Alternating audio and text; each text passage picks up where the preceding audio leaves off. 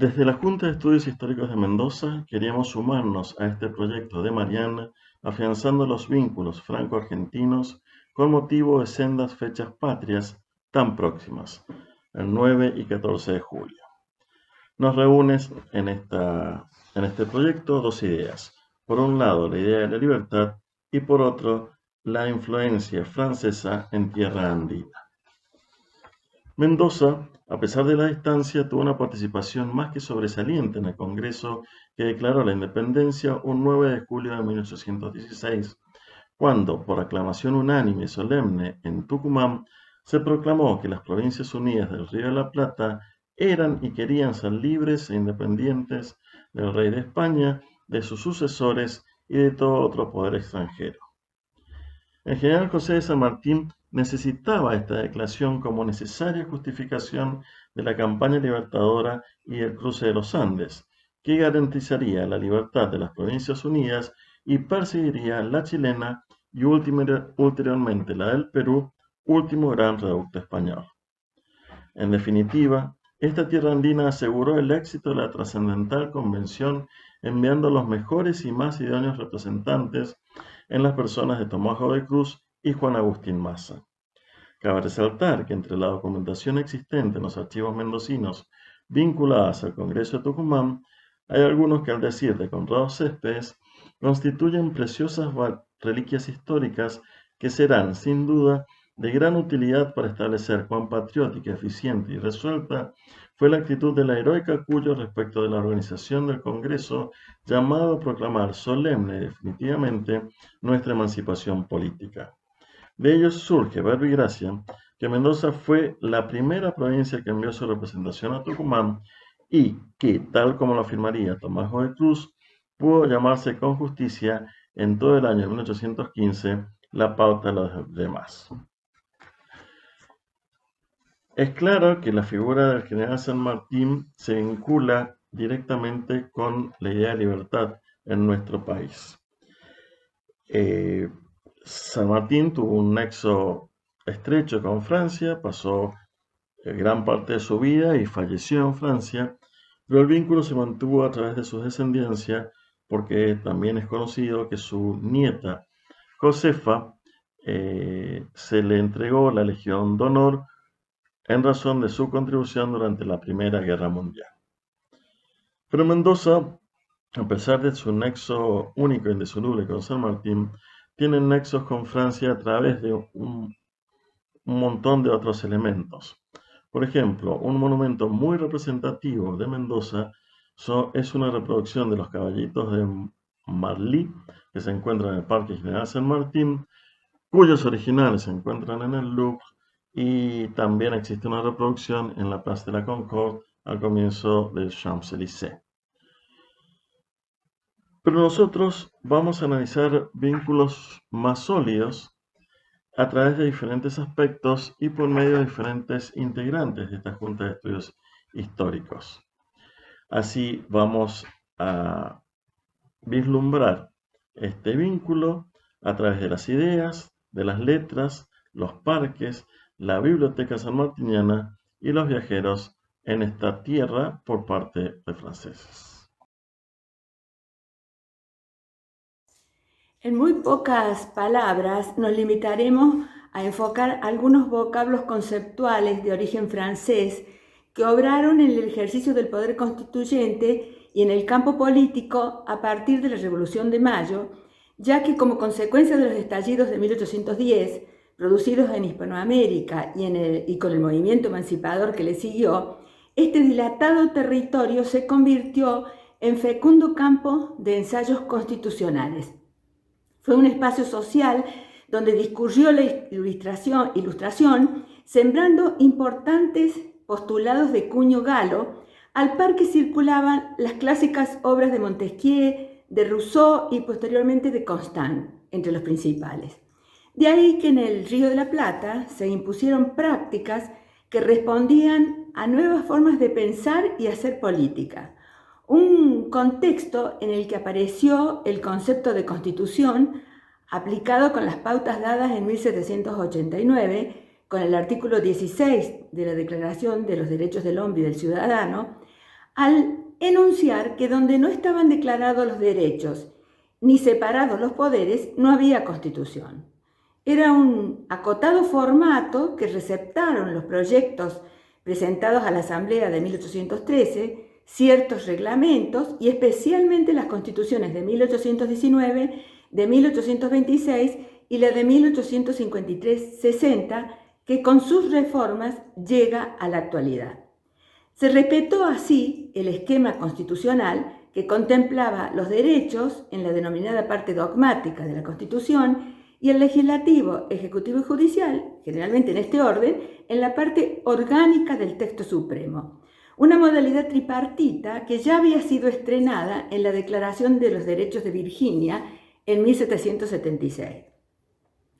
En nuestros precedentes patrios hubo casos de resignificación de conceptos y en otros casos una novedosa terminología como la de poder constituyente, ese poder configurador de la sociedad política, o nación, ciudadanía y representación, todos vocablos emergentes del discurso de Sieyès, quien en 1789 introducía la idea de nación como un cuerpo de asociados que viven bajo una ley común y están representados por una misma legislatura. Eran más que cambios en el lenguaje, pues transformaban categorías político-sociales e impulsaban una institucionalidad que proclamaba principios de libertad, igualdad, fraternidad y adoptaba un escudo con fraternas manos de unión que sostenían la pica con el gorro frigio, símbolo revolucionario y libertario de Estados Unidos y de Francia. Asimismo, en el marco del racionalismo y del mundo de las luces, llegó a nuestro territorio el proceso codificador. Apuntaba este proceso a un ordenamiento sistemático de las normas y en ligazón con la Revolución Francesa se erigió con carácter modélico el Código Napoleónico de 1804, que operó como instrumento de difusión a nivel mundial. Esta codificación, es decir, el dictar código, fue incluido en nuestra Constitución Nacional y cuenta con la magna obra del Código Civil, sancionado en 1869 y que rige desde 1871, seguido de otros en materia penal, comercial, etc. Sin poder agotar, por cierto, esta problemática delimitada a la fuente de sello francés, es de subrayar que en el plano de las ideas y siguiendo las huellas de la dinámica realidad histórica, esta conceptualización analizada que hemos analizado coadyuvó a cimentar los pilares constructores de nuestro Estado y sus efectos sociales la hacen siempre objeto de actualizados replanteos tanto políticos como historiográficos. Francia, sus ideas, especialmente la de la escuela filosófica del siglo XVIII, y su cultura, influyeron hondamente en el general San Martín a lo largo de toda su vida. Es conocida su admiración por Rousseau desde lo filosófico o su admiración por Napoleón Bonaparte desde lo militar y estratégico. También la admiración que sentía y el interés que sentía por la literatura francesa por sobre las otras. Tal vez valga la pena hablar un poco sobre sus librerías, así se conocían en el siglo XVIII y parte del XIX las bibliotecas. San Martín tuvo dos grandes bibliotecas. La primera de ellas la trajo a América en 1812 y en ella aparecen todos los temas de su interés, temas donde él armó y formó su cultura. Derecho, política, geografía, historia, los libros de viaje, arquitectura, todos los puntos e intereses que él quería nutrirse y desde donde él quería abrevar. Vale la pena, por ejemplo, detenerse en la colección que él armó respecto de la literatura. Aquí tuvo autores de lo más variado, desde las oraciones fúnebres de Bossuet hasta autores como Bernard, Dumarsais, Duclos, y también los romances y poemas épicos de Voltaire o todo lo relacionado con la pedagogía, por ejemplo, el Emilio o de la educación de Rousseau. También muy particular todo lo que él coleccionó y debió leer vinculado con la historia. Por ejemplo, la historia de la Revolución Francesa, lo relacionado con las memorias de las mujeres en aquel momento, Madame Lafayette, Madame Récamier, o las biografías de Juana de Arco y María Antonieta. Y ni qué decir todo lo vinculado con la ciencia política, como por ejemplo el Barón de Montesquieu, los textos de Mirabeau y lo de Benjamin Constant. Para San Martín, los libros eran una suerte eran sagrados. Con ellos, San Martín sabía que los hombres podían ser libres y los utilizó como puentes de contacto para las sociedades. De allí su interés por donar parte de su biblioteca en Lima cuando llegó y formó parte de la Biblioteca Nacional del Perú. Lo mismo acá en Mendoza con nuestra Biblioteca General San Martín, que el repositorio inicial tuvo que ver con sus libros. Podríamos señalar finalmente que los autores, la literatura, las obras francesas nutrieron la imaginación del general San Martín y lo acompañaron en toda su tarea libertadora en América. La literatura francesa ha tenido históricamente un papel relevante dentro de la literatura argentina, ya desde la temprana admiración de la primera generación romántica hacia los escritores e ideólogos franceses que renovaron las letras europeas. Este interés no decaerá durante el resto del siglo, sino que será ampliado con la inclusión de otros movimientos y escuelas como el realismo, el naturalismo y la escuela del arte por el arte. En Mendoza esta presencia puede apreciarse en las páginas de los periódicos locales, especialmente a partir de mediados del siglo XIX.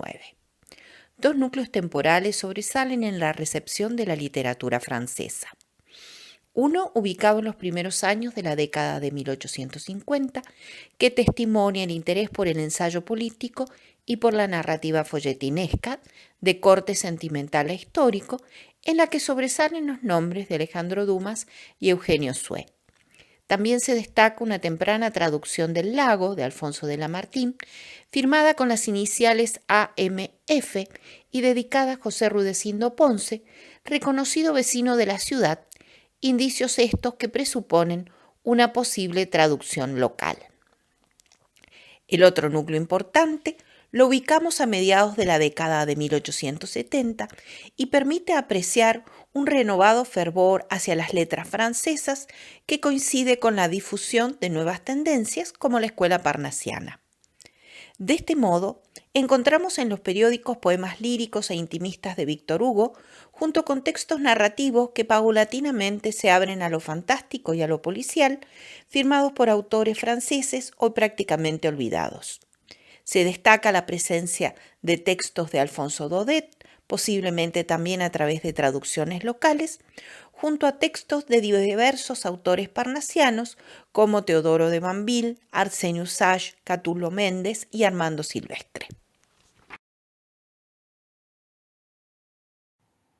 Entre los vínculos entre Francia y Mendoza, en la Argentina, sin lugar a dudas la figura de Carlos Thays como el máximo exponente del diseño de los paisajes y de los parques públicos y privados es un referente a tener en cuenta.